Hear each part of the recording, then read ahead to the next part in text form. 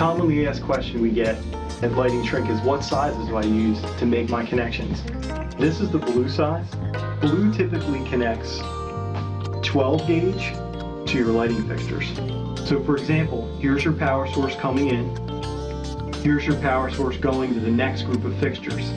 At this connection point, you can also connect two fixtures together. Another question we get a lot is, can you use a small to connect two 10 gauge wires? And you can, but you would not be able to put any fixtures in that location. It would just be able to connect them as a union. Let's say if you had a break in the line.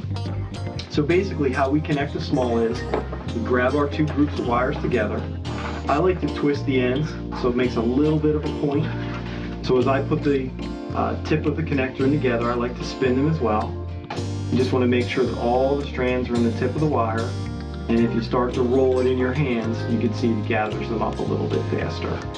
Now, grabbing our process patented ratcheting crimping tool, you're going to look for the color code, which is blue, and basically release it, go ahead and put it onto the color code spot that's blue, and using the extra long handle, go ahead and crimp that down. Now also, we get some comments back at the office that could the handle be a little bit shorter or a little bit smaller? We like the longer handle because over several connections during the course of the day, you're going to find that it's a lot easier to make connections. Grab the heat shrink tube. I like to slip it over the end that's already been crimped. It's a little bit easier than fighting the tips of the wires through. Grab the other side of the wires, as we did on the left side. Grab the ends, go ahead and twist them together just a little bit, and that will make it a little bit easier to put on. Once all the strands are in, go ahead and grab the ratcheting crimping tool.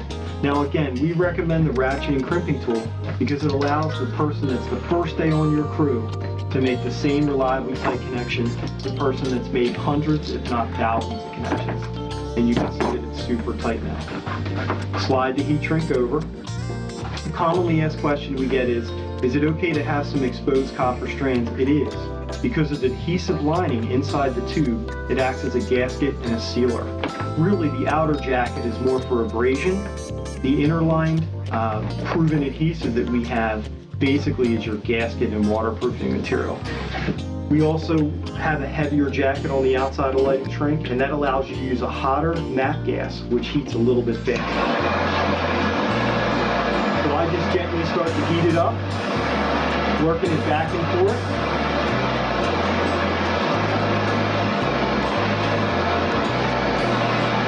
And you want to heat it up until you start to see the gasket lining start to form. Now what's unique about LightingShrink is that the longer you heat it with the tougher jacket, it allows more gasket lining adhesive to come out. And that's what's going to seal the circles, which is the wire. And that should be good enough.